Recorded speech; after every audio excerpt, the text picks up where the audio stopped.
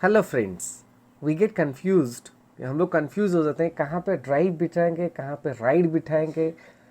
तो गाइस हम आज सीखेंगे कि जब भी आप कार चलाते हो, कभी साइकिल चलाते हो, बाइक चलाते हो, तो सब लोग बोलते हैं कि I am driving the bike. No, आज क्या है हर एक चीज़ को हम लोग वन बाय वन जानेंगे। चलो गाइस, जब भी गाइस आप लोग साइकिल चलाते हो, it's always ride cycle. I am riding A cycle, not I am driving A cycle. Similarly आप जब भी स्कूटी चलाते हो, आई am riding A scooty, not I am driving A scooty. ये तो हर बार गलत ही करते हैं सब लोग। सब बोलते हैं I am driving a bike, it's I am riding a bike.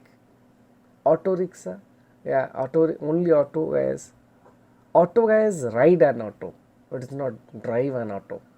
जब भी रिक्शा बोलते हैं, ride rickshaw, not a drive rickshaw. Car के लिए गाइज आपका ड्राइव होता है, I am driving a car, he drives a car.